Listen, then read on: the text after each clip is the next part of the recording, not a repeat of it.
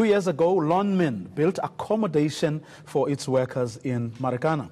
But residents have been complaining of shoddy workmanship with cracks in walls and roofs caving in. Well, eNCA's Samkele Maseko visited the area today and joins us now.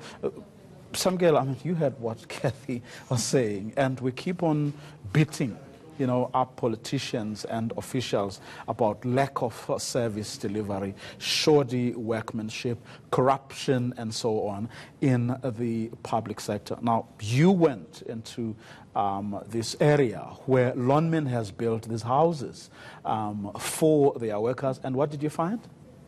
What we found there was rather shocking. I'm not sure if we're playing those visuals on air right now, but we saw walls of those block of flats cracked right from the top. For instance, we saw shots of in the corner of one of the dwellings, there was literally a sinkhole as if the building was going to go down on it. There were, for instance, today, there were workers trying to patch that up. And then, for instance, in this block of flats that we are showing on air right now, directly next to it is the Roland shaft of Lonmin mine, the biggest shaft that they have there at Lonmin mine. So which tells you that just 500 meters away from it is this particular dwellings or block of flats where these miners are staying. And beneath it, underneath the surface, underneath the ground where the platinum is, there are about 50 blasts per day, which basically impact on the soil where these dwellings are being built on and causes them to shift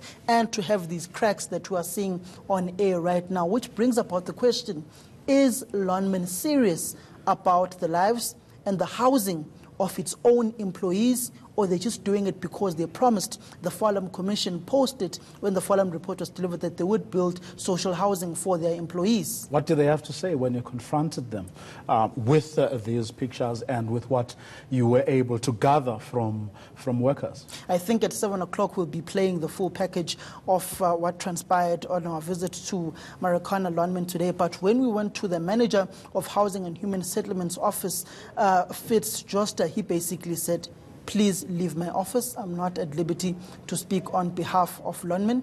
Please leave my office. He basically told us to leave his office and would not answer any of our questions. When I asked him, sir, are you really going to throw us out after we're asking you legitimate questions about the social welfare of your employees? He simply said, please leave my office, and wouldn't answer any question. But then we spoke to the maintenance officer of these particular buildings for Lonmin. He basically said, he's compiled a report. He's reported it to his managers. His managers said they will be taking care of the situation. They're taking care of it. When we asked them, how far are they with taking care of the situation? Are they demolishing these houses? Are they repairing them? What's going to happen to the blasts that continue to happen daily 50 times beneath the surface? Because if this happens daily, it will reoccur. He said he does not know. His managers have not reported back to him what's the plan of action going forward. He is simply as in the dark as the rest of the Lonmin employees.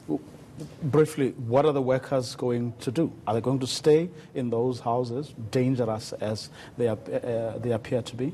As it stands, AMCU's leadership in the form of Mdazo, their branch chairperson, they said that the 30 people have been moved on from that particular block. They've been moved to a nearby BNB. Some of them are still staying within that block of flats. And then there's another block, which is called Block L, which is experiencing the very same problems. For instance, in Block L, where we want to basically saw something which is similar to a sinkhole. We'll see it later on in the package. It's basically a hole. You can see that the area where these block of flats were built was a particular dumping site for the mine.